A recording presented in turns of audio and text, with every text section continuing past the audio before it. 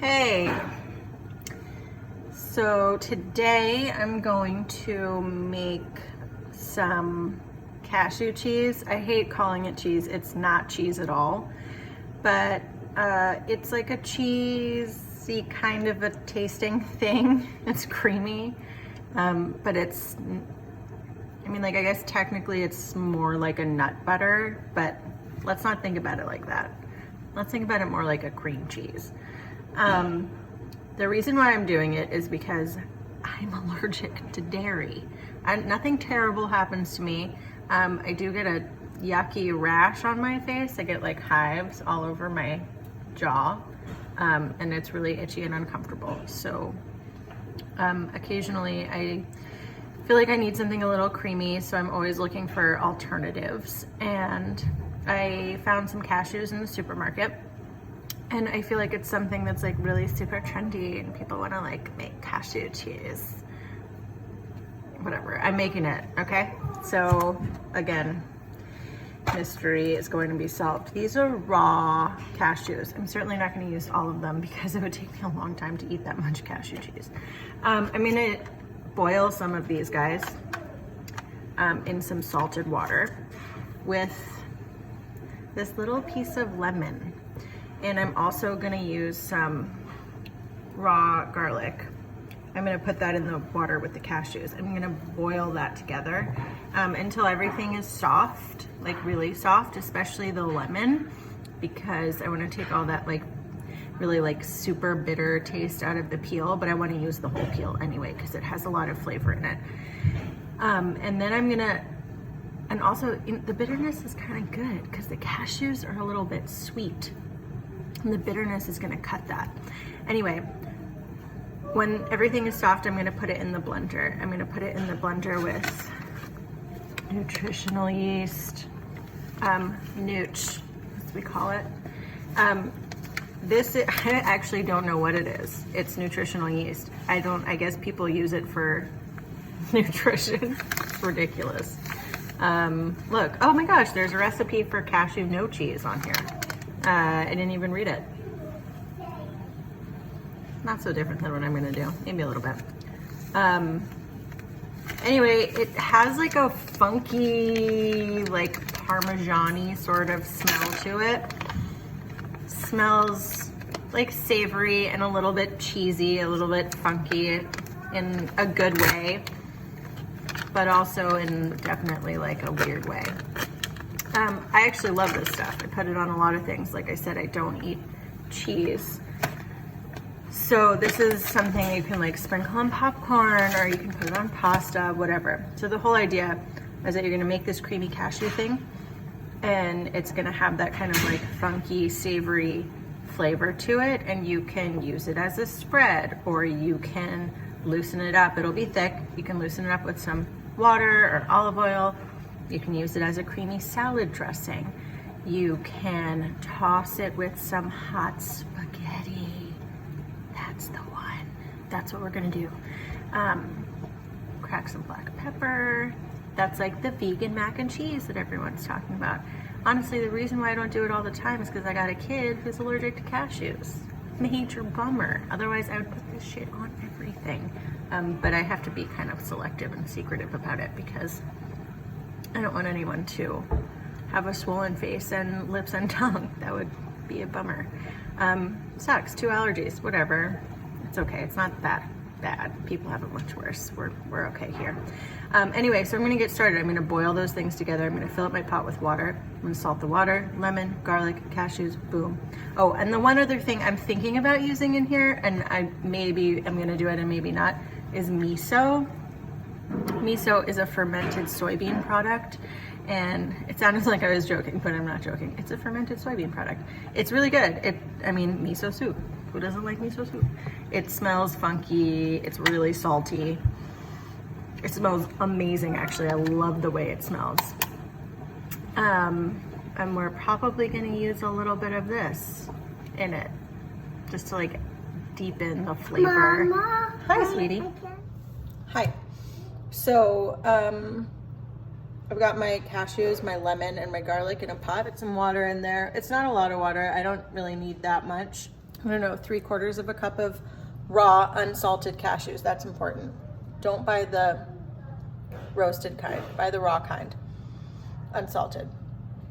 The rest of this, I'm probably just gonna eat them. Maybe I'll roast them with some curry powder or something delicious like that. I'm gonna turn this on.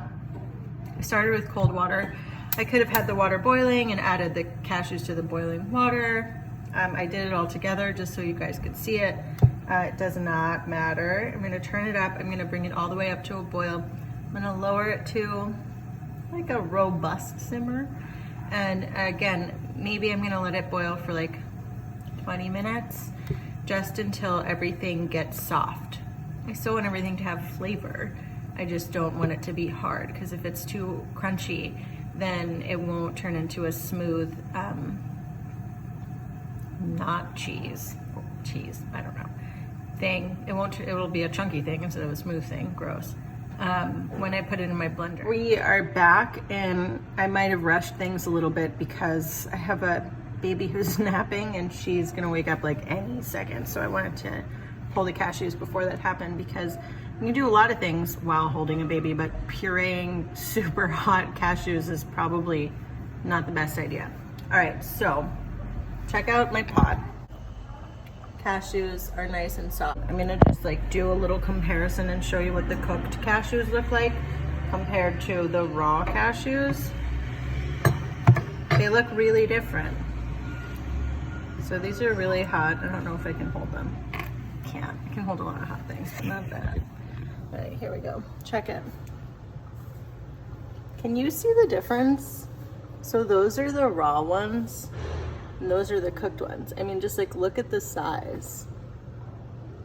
Totally different, right? I think so. I'm going to now transfer all of the cashews in my pot here into my blender. Don't mix up the raw ones with the boiled ones. I'm just gonna fill it. I'm not gonna like dump all, there's not that much water left, because some of it evaporated and some of it is in the cashews. So I have a slotted spoon here. I'm taking just the cashews, the lemon, and the garlic, and I'm trying to leave the water behind. My guess is I'm probably gonna use close to all of it. There's really not very much water left. There's like maybe half a cup of water. Okay, maybe closer to a cup, but it's not a lot. I'm gonna start out with this, and I'm just gonna like blend a little, and then I'm gonna add a little water, and I'm gonna blend a little more. Once I have a nice consistency going, then I'm gonna start to add some flavor. I'm gonna add my yeast, I'm gonna taste it, I'm gonna add some salt, I'm gonna maybe add my miso. If I need to like smooth it out and make it feel like a little richer and creamier, I have just like some nice olive oil. That's not gonna be bad either. By the way, this stays in the refrigerator once you make it. You don't keep it out. I don't know, last a week? You're probably gonna eat it. I'm going to. It's not gonna last a week in my house. Okay, so I'm gonna start blending. It's gonna be loud, so I'm probably gonna cut this part, but it's definitely like nowhere near smooth yet. If I turn it up, the blender will probably stall out. It definitely needs a little bit of water, so I'm gonna go ahead and stop. I'm gonna add that was maybe 1/4 cup. How do I know that was 1/4 cup? I didn't measure. Did you see any measuring cups? No. I know because I've been doing this for so long that I just kind of know. I know that's annoying. It's like annoying for people who like recipes to like wing it like that. But if I was writing a recipe, I would say add 2 tablespoons of liquid at a time until you reach the desired consistency. Does that make you feel better? It doesn't make me feel better, but maybe it makes you feel better. All right, you know what? I can already tell that I'm gonna need a little bit more, and I didn't even run the blender yet. So I'm gonna add another 2 tablespoons at a time. I'll say this, the idea is to add as little water as possible so that you can kind of control the consistency. Once you put water into something, really hard to take it out. So that's why we go slowly and we add a little bit at a time. But you really don't want to overdo it. You don't want cashew soup. Whoa. I mean, maybe that's good. I don't know. But I don't want it. I want cashew, not cheese, or cheese. I'm gonna keep going. I'm gonna like do a little water, do a little blend, do a little water, do a little blend. I'm gonna see you when that's kind of done and show you what that looks like. Okay, so I added water, I blended, I added water, I blended. It took a little bit of time. Just go slow. Don't want to burn out your blender, and you don't want to just like dump all the water in at once, because again, like, who wants to eat cashew soup? Not me. It's really creamy, but it's also really thick. It's not dripping down. That's just where I want it to be. So I'm gonna taste it. It actually tastes great as is. It's lemony, it's savory, it's really creamy. I'm gonna just add a little bit of depth to the flavor with some of the nutritional yeast. I think I might skip the miso for now. I feel like if I want a miso-y kind of taste, maybe I'll do that later. Let's just go slow again with the building flavor. What's really nice about this is that it's like a basic kind of canvas. You can do whatever you want with it. There is garlic in it, but it's not overly savory right now. It can actually kind of go either way. And I think that it's a good kind of canvas, I guess. And then if I want to make it really savory, I can add some of that miso later if I was going to make a pasta or something like that. Like, this would be nice just on a piece of toast, which is what I'm probably going to do as soon as we're done. Anyway, so I'm going to add a little bit of nutritional yeast, and I'm going to blend it up again. Another thing to keep in mind, and how much am I going to add?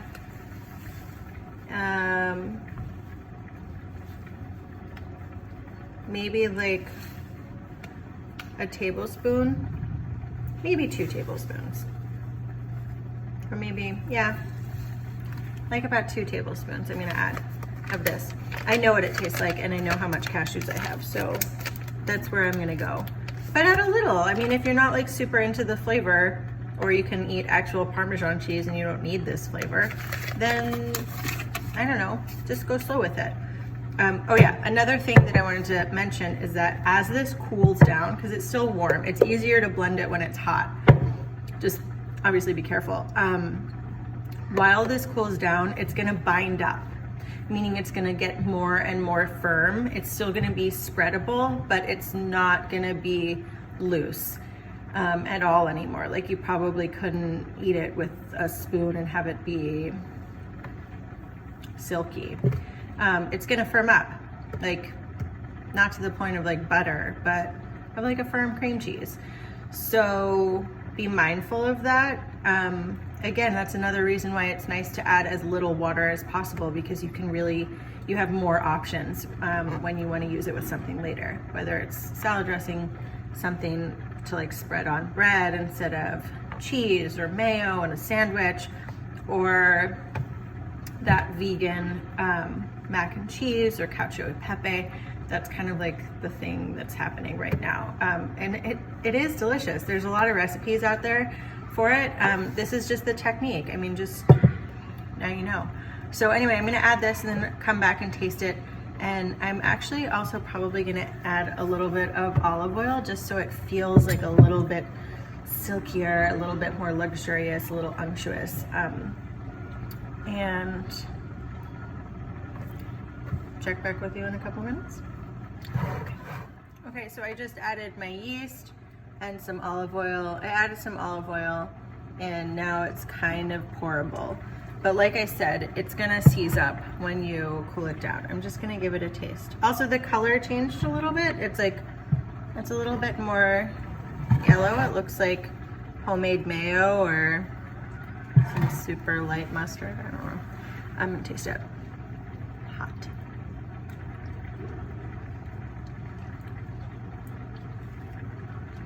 It's delicious. I think I'm gonna keep it this way. I think we're done. It's really nice. It's really smooth. It's really creamy. It's kind of clinging to my mouth a little bit, like how I'd want a delicious cheese sauce to be. I don't know, because I've never actually had a delicious cheese sauce because I've had this allergy forever. Yum, delicious. Good luck. You should make this, whether or not you're allergic to dairy. It's really good. I will see you later. Maybe when I use it in some pasta, I'll show you that. Would you like it? I would. See you next time. Call me with any questions.